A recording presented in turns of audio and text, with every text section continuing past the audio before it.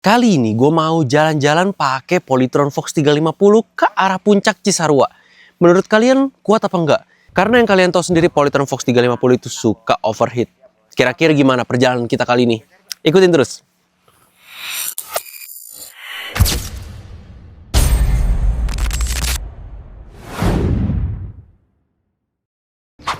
Perjalanan hari ini kita akan bertiga, gua, anak gua dan bini gua akan berangkat ke Bogor. Bogornya ke Andika Camp yang ada di puncak. Dan sekarang kita lihat di sini masih 100% ya baterainya. Estimasi masih 130 kilo, trip 0,3. Ini karena gua habis nganter laundry tadi. Ini kita nolin dulu ya. Nih caranya gini nolinnya. Ini standarnya dibuka. Terus ini posisinya kita rem.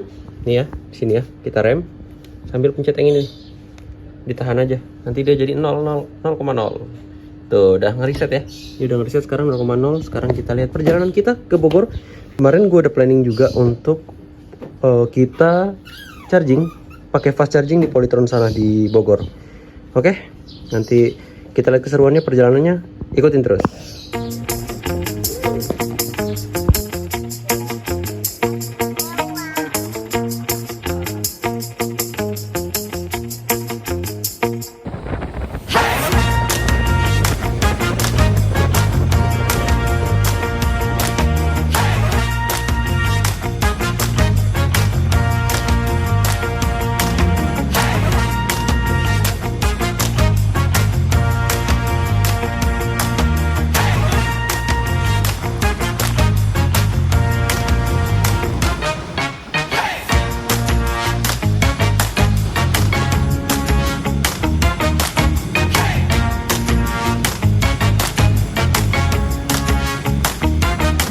Yes, kita arrive at Bogor. Kita lagi di Surya Kencana. Kita mau makan dulu nih di sini nih. Ada cungkring ya di sebelah situ.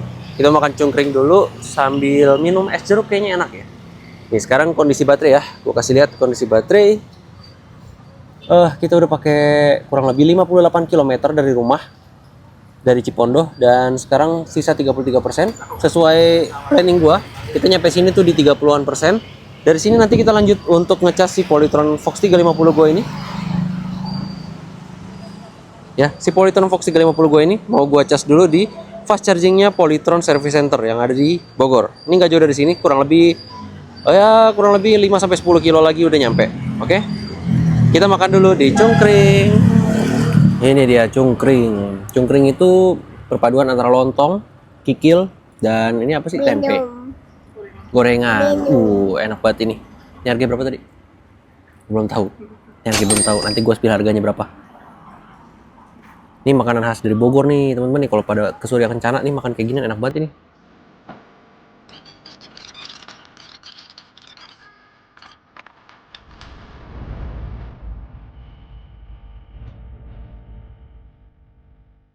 Ya, kita udah sampai di service center Polytron yang di Bogor. Ini lagi ngantri ngecas dulu. Ini masih ada yang ngecas. Kita baterai juga masih di 31%. Udah jarak 60 kilo. Ntar nunggu dulu, habis mereka ngecas, kita ngecas gantian. Oke, kita mulai charging. Sekarang tadi udah 31%. Ini udah naik 2% nih. Cuma baru berapa menit? Baru 1 menit 54 detik aja udah naik 2%. Nah, kita lihat.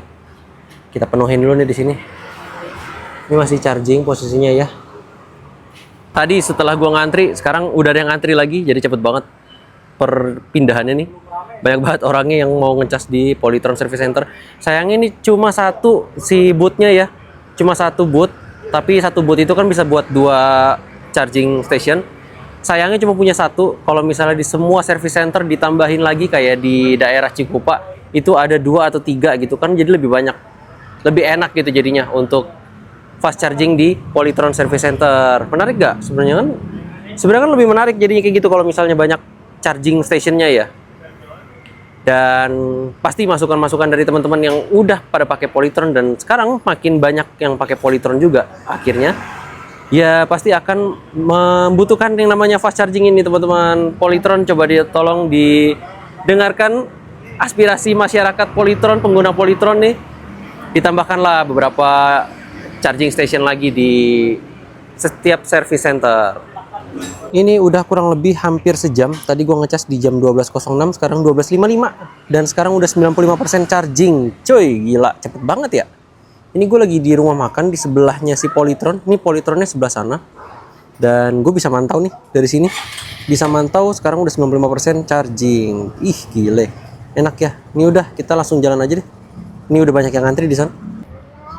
Nah, ini udah 96%. Gue jalan dari rumah makan ke sini aja nambah ya.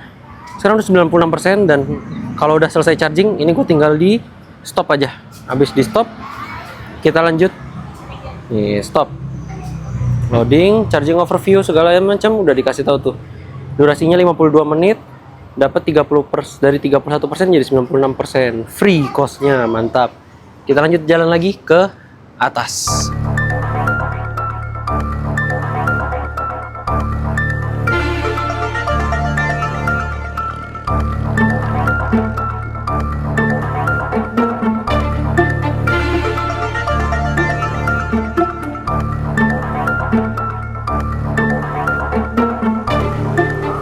Jadi kita tadi nanjak-nanjak lumayan tinggi dan gue sempat pakai sport ya modenya biar bisa kuat nanjak. Dan ternyata sekarang lampu indikatornya nih yang M nyala-nyala nih, katanya kalau kayak gini overheat. Coba kita lihat ya di aplikasi.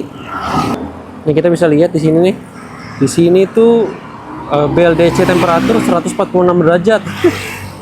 Pantesan kepanasan di overheat kayaknya nih.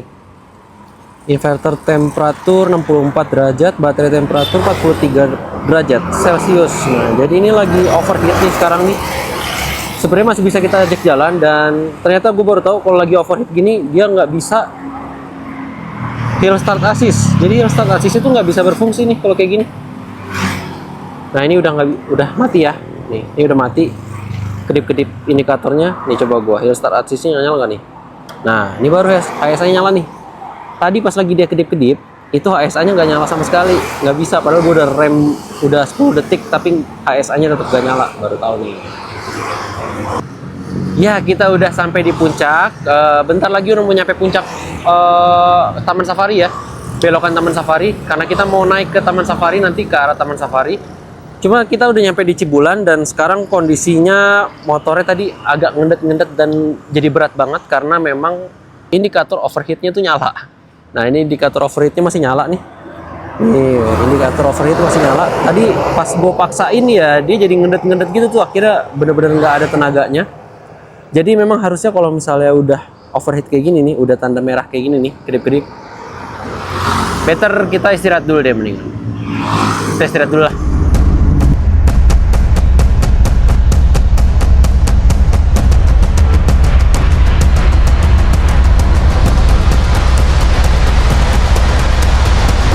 Akhirnya kita memutuskan untuk istirahat dulu. Ini udah tinggal naik lagi ke atas sebenarnya.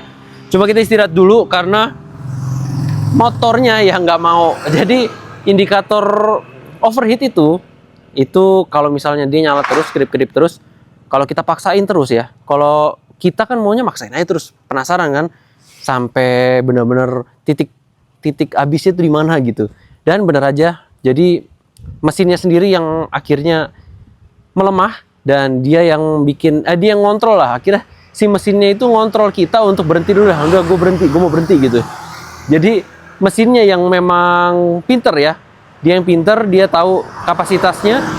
Di saat memang mungkin sudah peak panasnya udah overheat banget, udah mendingan dia menurunkan dayanya. Akhirnya pas lagi nanjak jadi nggak bisa nanjak, jadi nggak kuat sama sekali. Ya udah, akhirnya kita berhenti dulu di sini. Kita berhenti di warung dulu. Ada tempat duduknya, bisa selonjoran dulu.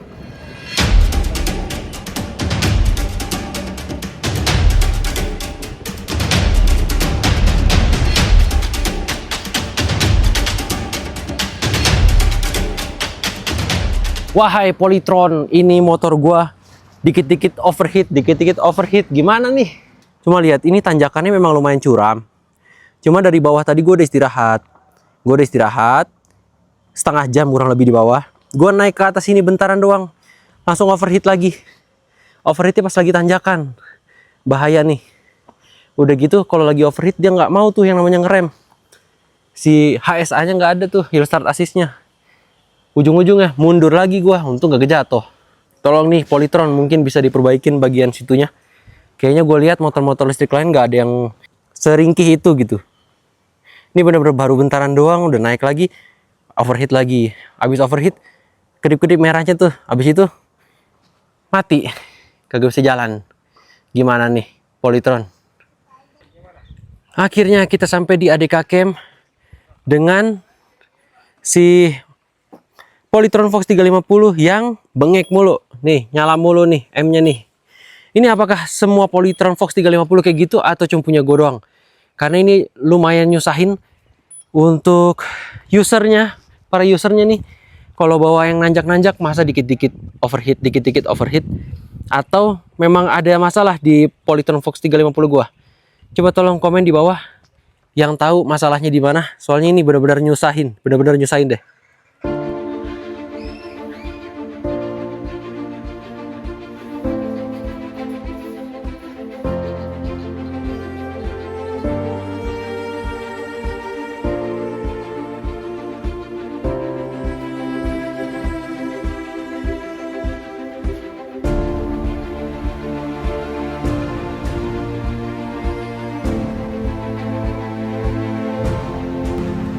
Pulangnya gue mampir lagi ke Polytron untuk ngecas si baterainya karena tadi sisa 50-an something, terus gue ngecas lagi di sini dan sekarang udah penuh dan sekarang tinggal pulang.